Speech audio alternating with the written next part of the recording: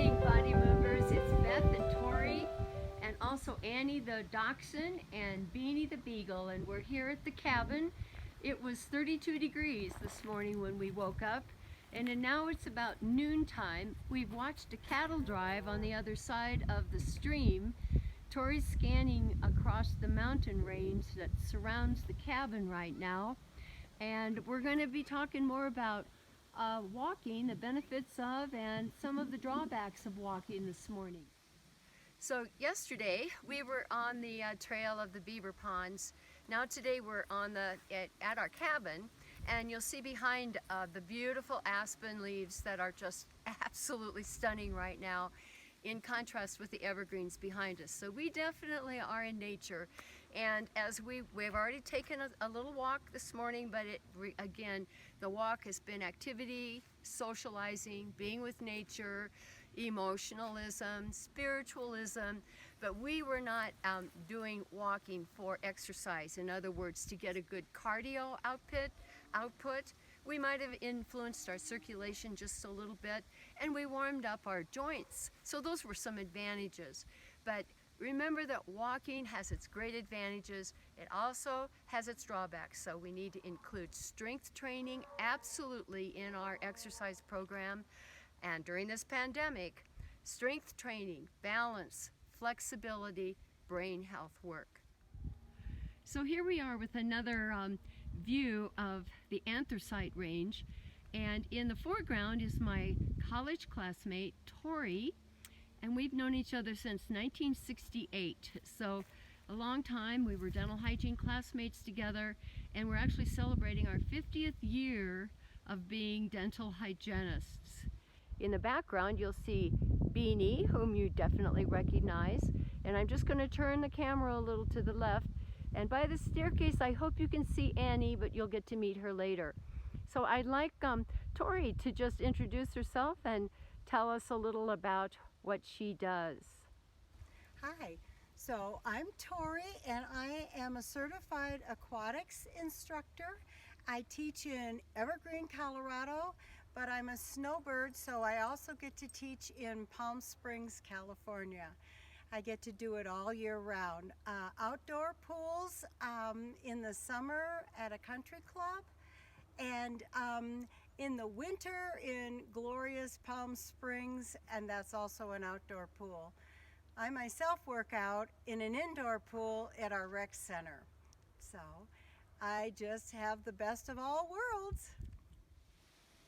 So now that you've met Tory and you've seen where the cabin is, this morning we're going to give you examples of movement that we're doing outside because it's nature, and but a lot of these exercises are ones that we actually use in the studio. So while we are in a walking format in that we're standing upright, we're going to be moving the body in different ways that will also enhance and overload. In other words, challenge the body more than just the traditional walking. Walking is moving forward. We're heel leading, we're walking forward. It's very simple. I mean, it's a complex skill, but it is automatic for us. So we need to challenge, we need to overload what we're doing to enhance our exercise experience. So we'll show you certain exercises that you will see in the studio in various classes. Examples in body sculpt, small group training, in ageless grace, in Nia, in Zumba, certain posturing that you might find in the practice of yoga. So we're going to cut here, and then Tory and I are going to take turns and show you certain examples of exercises standing in posture as though you were walking, but now we're going to be doing overload and specificity, so we get a better exercise out of what we're doing. First, we're going to start with normal walking like you would do. So Tory's going to just start walking in her normal stride. Notice how she's leading with her heel. The heel hits the ground first, and then she rolls forward. Now that's natural walking. Notice she's looking straight ahead. She's not looking down. She is looking straight ahead, and she can look side to side, checking out the environment, letting different cues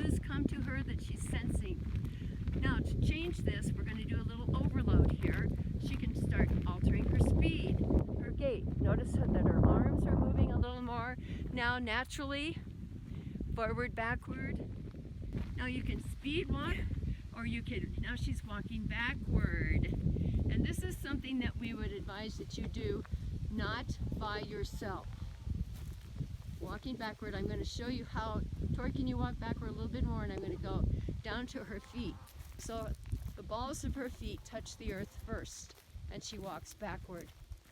Now we can try another way of postural changing in walking. We're going to challenge postural muscle groups in a standing position. So Tory, can you demonstrate the squish walk? Rising up on the balls of your feet, you can alternate back and forth. Now of course you can do this not just here at the cabin. You can do it at body moves. You can do this in the water. You can do this in Ageless Grace, seated. You could do both balls of the feet at the same time. Up and down, rise and fall. And what do you call it, Tory? Waking up your ankles. Waking up your ankles. So we're conditioning the ankles. And another way of postural grouping is to do what we call the duck walk. We use that term a lot in the practice of Nia. So now the heels stay on the ground. Tory's still doing a squish walk. There we go. Duck walk. She's rotating on her hips. Heels rotate. Yep. And notice how she's flexing her ankles. Great. We're going to show you some examples now of changing the directional work of your movement. So in walking, normal walking, we're just walking straight forward. But one of the good balance and brain health ways of looking at this is to do side or lateral stepping. So Tory's going to do some lateral stepping, like if you were at a football stadium or in church, getting into a pew, those days when we did get to do those things. And notice her feet are fairly close to the ground. Now she's going to overload it by lifting her knees higher as she walks, kind of like stepping over the dog, stepping over an ottoman. That's one way of overloading. Now we could change the speed. So one idea is to say I'm going to do, in 20 seconds, I'm going to do 20 steps to the side. So Tory, go ahead. Yep. And she's going to eat faster than 20, set 1 per second, but that's good because, you know, she's so aerobically fit. And being a certified instructor, now she could go even faster and say, I'm going to do 20 steps in 15 seconds and maybe 20 steps in 10 seconds as we go into the shade. Great. So I'd like you to meet Miss Annie, who is Tory's dog, or Tory is Annie's mom. And Tory is demonstrating here another example of overload principle, and that is she's carrying weight. It's asymmetrically placed on her back, so we'll have the model turn around here so she can see that it's asymmetrically placed. Asymmetrically? I mean symmetrically placed. Thank you. Okay. Thank you. Symmetrically placed. A way to even overload that further would be to just carry it on one side, challenging your core stability more. So that would be another way to enhance your exercise experience. Great. Still another way to overload is she's asymmetrically holding it, and she could climb those stairs. And we've already done that many times these last few days.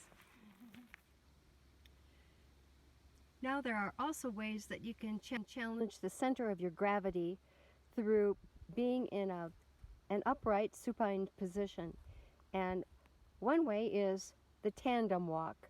So that's placing one foot in front of the other, right in front of the other, right in front of the other, right in front of the other. You can go behind, stepping behind, tandem walking. So you're closing the base of your support.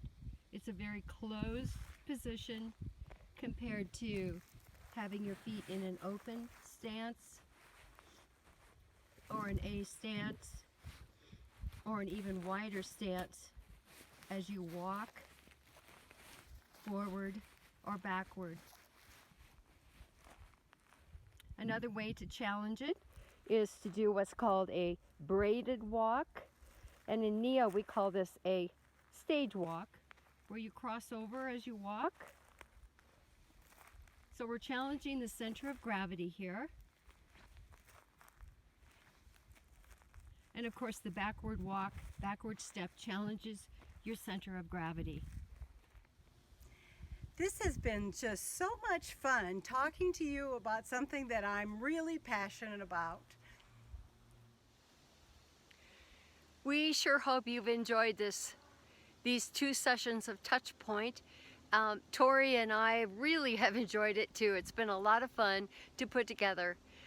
We want to remind you again that while walking is very beneficial for many dimensions of health, it also does not meet all needs and will not get us through the pandemic. So remember that strength training is very, very important, and balance and brain health and flexibility, so important for us now and always. At least 2 hours of strength training a week, plus daily brain health, movement, and flexibility is essential in addition to our walking, if we do get the quality of walking that we need to get the aerobic benefits and the increase in circulation.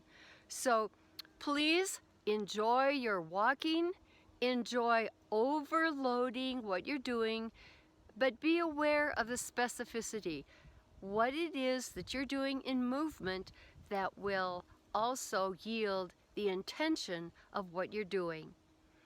And of course, we are here at Body Moves to help you, to be with you.